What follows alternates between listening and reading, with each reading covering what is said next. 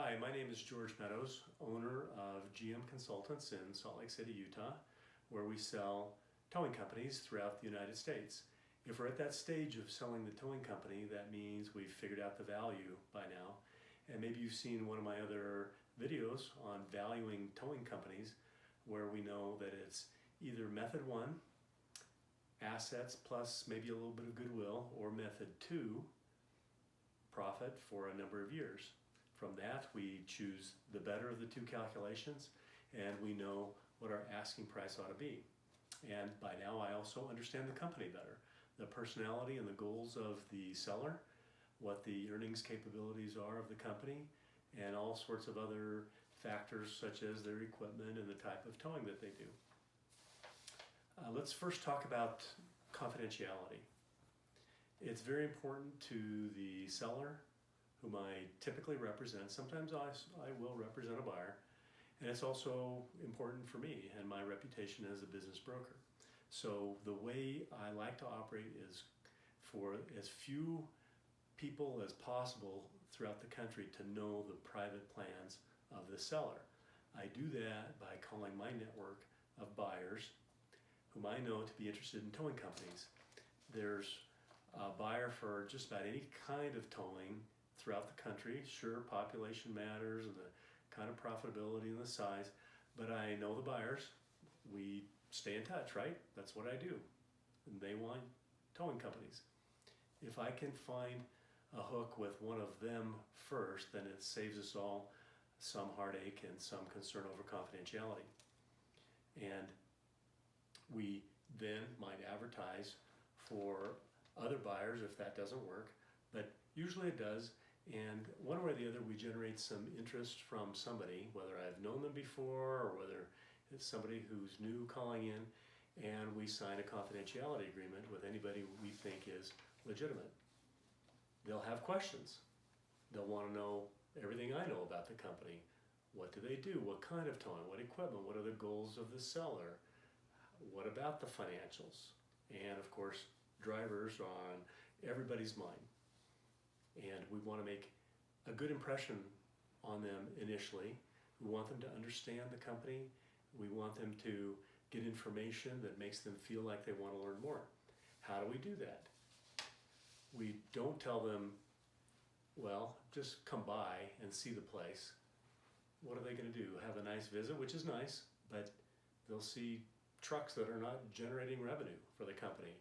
And the conversation will be scattered a little bit here, a little bit there. Or do we send them a document one day and another one 3 days later, and a 10-minute conversation here and a 20-minute conversation there? It's just a mess. So the standard way in the acquisitions industry, whether you're talking about towing companies or otherwise, is for there to be a written document. That document is something I create based on everything that the seller has told me, all the documents that I've read over, the financials, the equipment reports, maybe there's tow book or similar kind of data, and we put together a packet.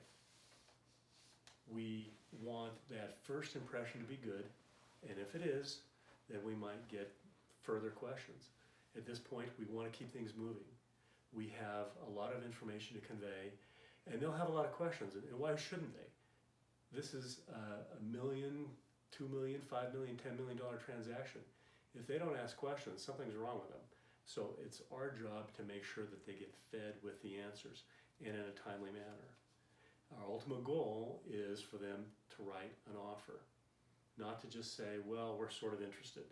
A written offer, letter of intent, you might call it a lot of different things, but we want to make sure they get to that plateau, and we would only accept that letter, or I should say, my client would accept that written offer if there's trust being built, because there's probably going to be a requirement that all other conversations with potential buyers are shut down.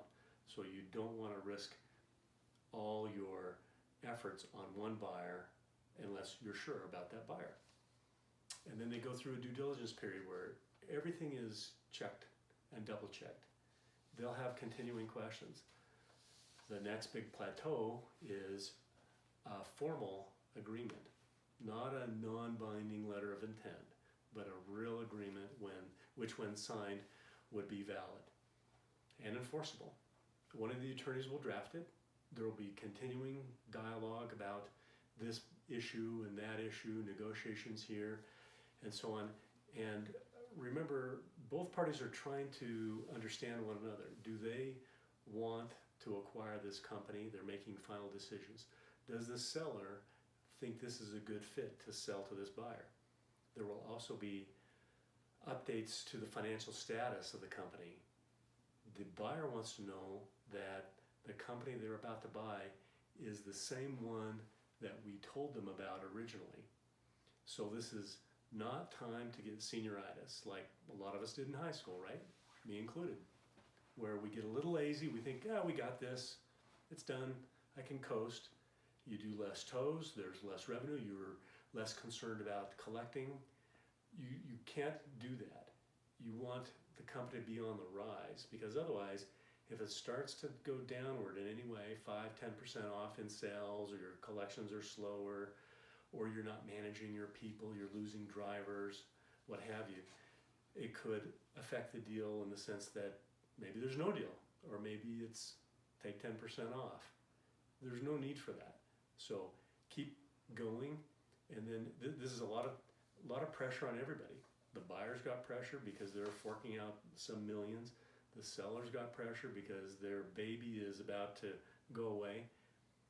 But then, suddenly, when it seems like nerves are at their highest, tensions are rising, it gets signed, money's transferred, keys are exchanged, so to speak.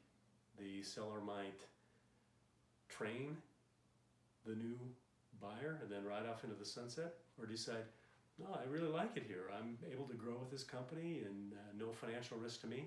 Let's keep it going. Either way, the deal is done. And those are some of my stories regarding the sale of towing companies. Thanks for listening.